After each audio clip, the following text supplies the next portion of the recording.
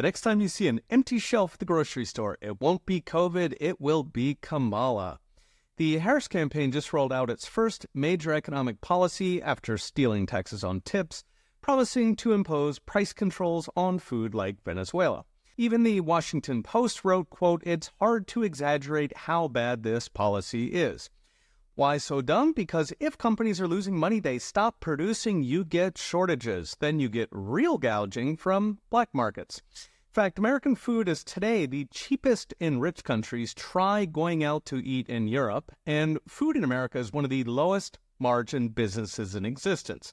So grocery stores make about 2 pennies on the dollar. Kroger makes 1.4 cents.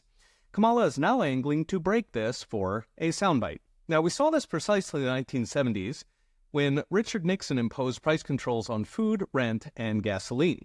The results were empty shelves, especially meat, housing shortages in major cities, and millions of Americans' new hobby became sitting in gas lines for hours, praying they don't run out by the time you get a couple gallons. Nixon ultimately gave up, tail between his legs. Alas, no dumb lesson is ever learned in Washington, and Kamala is raring to go. Like Nixon, Kamala claims inflation has nothing to do with government spending. It's just greedy companies pulling a fast one, ripping off loyal customers, bolstered by, quote, consolidation in industries like meatpacking and grocery stores. In truth, profit margins haven't budged since COVID. My colleague EJ Antoni has a chart recently showing prices have risen lockstep with costs. In other words, if greedy companies are gouging, they are not very good at it. As for consolidation, a favorite of left-wingers, it's manufacturing 101 that bigger batches make cheaper stuff. Economies of scale lower prices. I actually started my career in manufacturing, and a rule of thumb is if you double output, you lower per unit cost by roughly a third. So if you make 100 widgets for $100, you can make twice as many for 140. This is in fact why big companies have an advantage in the first place.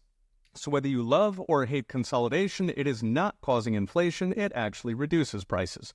So if stores are making 2% and consolidation is lowering prices, how to explain shocking grocery prices? Simple. They printed $7 trillion in 18 months, almost half of all the dollars in existence pre-COVID. If you print that much, it really doesn't matter your 2% margins, doesn't matter how many mom and pops you cram into a Winn-Dixie, your prices are going up.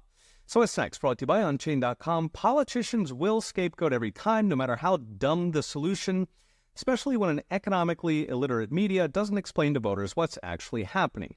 There is little chance of media improving anytime soon, at least for the 80% of America's news media who's in the tank for Kamala. So expect more stupidity, and if it becomes law, get ready to spend your weekends going store to store for a gallon of milk. A new episode of the podcast just dropped, including step-by-step how to back the dollar with gold. Give it a listen at petersange.com. Okay, we'll be watching. See you next time.